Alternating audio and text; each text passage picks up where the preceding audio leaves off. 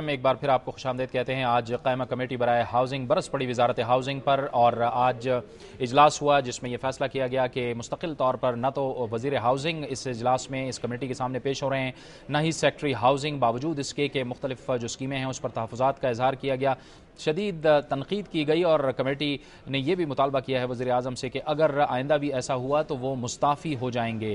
क्या वजूहात थीं और किन स्कीमों पर तहफ़्फ़ुज़ात का इज़हार किया गया है, इस पर हम बात करेंगे। इसके लिए हमें ज्वाइन किया है कायमा कमेटी बराए हाउसिंग के चेयरमैन परवेज़ खान ने, जो इस वक्त हमारे साथ टेलीफोन लाइन पर मौजूद हैं। बहुत बहुत शुक्रिया परवेज़ खान साहब। आपके ये जो तहफ़्फ़ुज़ात थे ये स्कीमों पर थे या फिर वज़ीर हाउसिंग और सेक्रेटरी हाउसिंग की अदम हाज़िरी पर थे, आप ये बताइएगा।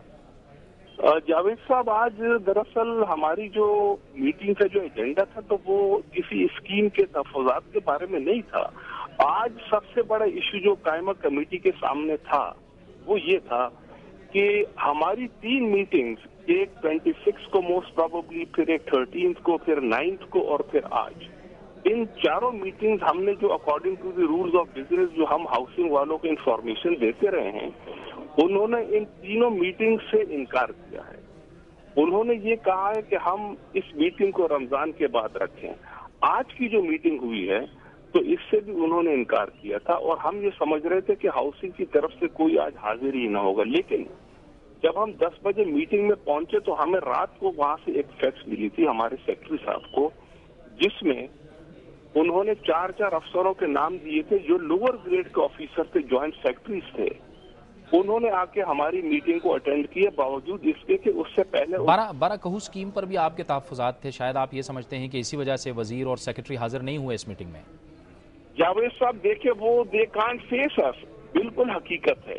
अगर वजीर मौसूफ हैं या यहाँ के सेक्रेटरी हैं, जिन लोगों ने इस स्कैंडल में रातों रात पैसे कमाए हैं, अब वो लोग स्टैंडिंग कमेटी को फेस नहीं करते। हम ये समझते हैं कि वजीर को आना चाहिए था, सेक्रेटरी को आना चाहिए था, उनको आके इस बात की वजाहत करनी चाहिए।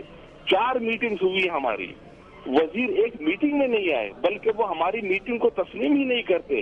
हम ये समझते हैं कि इस स्कैंडल को हम फिर जो अकाउंट्स कमेटी है उसको भी हम पब्लिक अकाउंट्स कमेटी में भी देना चाह रहे हैं। हम इसको FIA को भी देंगे। हम किसी तरीके से भी नेशनल एक्सचेकर से जो पैसे लूटे गए हैं, अगर हमारी स्टैंडिंग कमेटी इस मकसद के लिए कि हमने एक इदारे या बहुत बहुत शुक्रिया परवेज़ खान साहब, कायमा कमेटी बराए हाउसिंग के चेयरमैन हमसे गुफ्तगू कर रहे थे। ये था हमारा आज का प्रोग्राम। कल इंशाल्लाह आपसे दोबारा मुलाकात होगी। जावेद इकबाल को इजाज़त दीजिए। अल्लाह हाफ़िज़।